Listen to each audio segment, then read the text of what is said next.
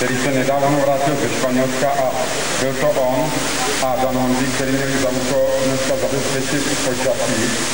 Naštěž Helenka Růžičková dneska volala už ráno. No a uprostřed všichni víte, je tedy ten, který na toto všechno přišel a který to vymyslel a pro kterýho především to rádi děláme, můj přítel Dan Honzík.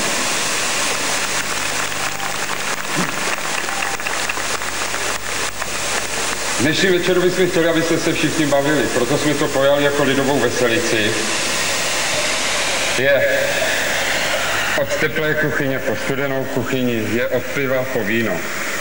V průběhu večera přijde spousta gratulantů již přála a já bych chtěl poprosit nyní, aby takovou první, dá se říct, společnou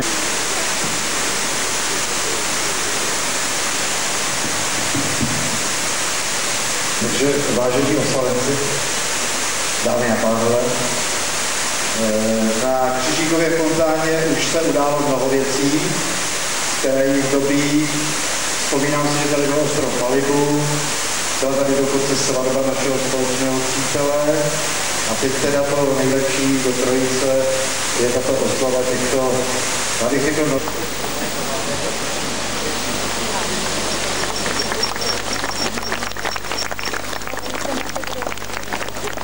Tady zadní. A lítá. Tam se auto.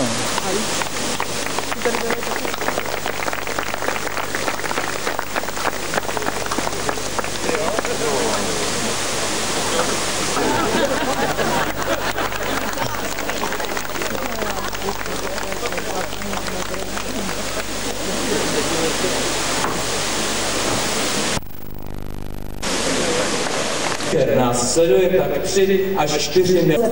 Tady dnes slaví.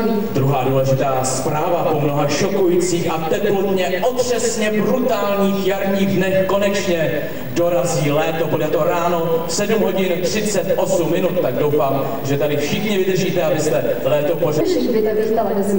Protože byli na přání a nepodstatné zprávy jsme vynechali. Tak jsme nezapomněli na každá zpráva tečku. Televizní novina musí končit tečkou. A naší specialitou jsou zvířátka. A nejsou to jaká zvířátka. Řeknu vám, jsou to opravdu velká zvířata. Jsou to lidé, jak my říkáme, velká zvířata, která ve svém oboru už lecos mnohé dokázala a ještě dokáží. Dobrý večer, i my gratulujeme, všechno nejlepší, hodně štěstí, zdraví vás. Jsem viděl spousta dárků. Helenko. Já si je vůbec nezasloužím a bylo jich strašně moc. To je jedno, že si nezasloužíš, ale máš narozeniny. Co se dá dělat? No, nedá. Ale dá. No, nedá. Já jsem ráda, že jsem to všechno zažila přímo živá. Tomu ti taky gratulujeme. To je velký úspěch. To je velký úspěch, že jsi zasloužil potlesk. Už jenom proto chci jenom říct, že kdybys nebyla to, co jsi řekla, živá, že by se mi ten rozhovor dělal velice špatně. A nebo by si musela přijít tak po 24. hodině. Karel, já si divím, když mě takový leta znáš, že když třeba včera opravdu jsme tady mrzli na té zkoušce a říkala jsem, že bude sluníčko, nikdo mi nevěřil. Nikdo a je, samozřejmě, protože mám takový sklony troška do čeho mě mám obsadit, že? Dvakrát u něj čarodejnice, co se mnou něco vyprávět. No a včera jsem byla, ne že bych dělala reklamu, ale doporučuji všem, kteří se necítí dobře. A nebo třeba potřebují si zvednout jako co, proboha, co? Sebevědomí. Aha. No nebučíte. Já sám mám pocit takový, že to u té huby mám tak.